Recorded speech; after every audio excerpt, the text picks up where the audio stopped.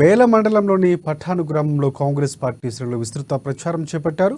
Congress party మండల అధ్యక్షుడు ఫైజుల్లా ఖాన్ ఆధ్వర్యంలో పాఠణ గ్రామంలో కాంగ్రెస్ పార్టీ నాయకులతో కలిసి క్యాంపెయిన్ నిర్వహించారు.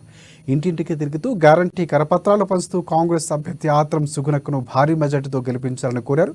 ఈ సందర్భంగా కాంగ్రెస్ పార్టీ మండల అధ్యక్షులు ఫైజుల్లా ఖాన్ మాట్లాడుతూ ఎన్నికల ప్రచారంలో ప్రజల నుంచి అపూర్వ స్పందన లభిస్తుందన్నారు. తప్పకుండా ఈసారి కాంగ్రెస్ పార్టీకి ఓటు వేస్తామని ప్రజలంతా ముక్త కంఠంతో చెబుతున్నారని అన్నారు.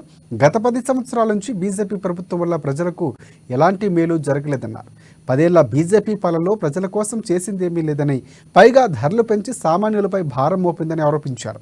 ఇక త్వరలోనే కాంగ్రెస్ పార్టీ రుణమాఫీ చేస్తుందని, రైతులు ఆందోళన చెందాల్సిన అవసరం లేదన్నారు.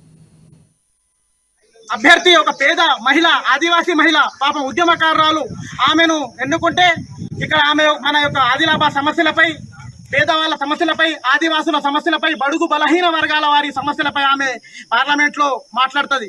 గతంలో ఇప్పుడు ప్రస్తుతం బీజేపీ అభ్యర్థి గోడం నగేష్ గారు గతంలో 5 సంవత్సరాలు టీఆర్ఎస్ ఎంపీగా ఉన్నారు. నేను ఒకటే అడగదలుచుకున్నా, మీరు టీఆర్ఎస్ ఎంపీగా మన మండలానికి, మన జిల్లాకి ఎన్ని నిధులు తీసుకొచ్చారు? ఎప్పుడు మన జిల్లా యొక్క గలాన్ని పార్లమెంట్ లో మీరు వినిపించారు? ఇంకొక వైపు ఉన్నారు మన ఆత్రం సక్కు గారు, టీఆర్ఎస్ అభ్యర్థి. నేను ఒకటే అడగదలుచుకున్నా, ఆత్రం సక్కు గారు గత పోయిన ఎన్నికల్లో వారికి ఎమ్మెల్యేగా పనికిరారని వాళ్ళకి సీట్ ఇవ్వలేదు కేసీఆర్ గారు. ఒక ఆసిఫాబాద్ లో చెల్లని రూపాయి మొత్తం 7 నియోజకవర్గాలు ఉన్నటువంటి ఆదిలాబాద్ కాన్స్టిట్యూన్సీలో ఎలా చెల్లుతుందని నేను అడగదలుచుకున్నా.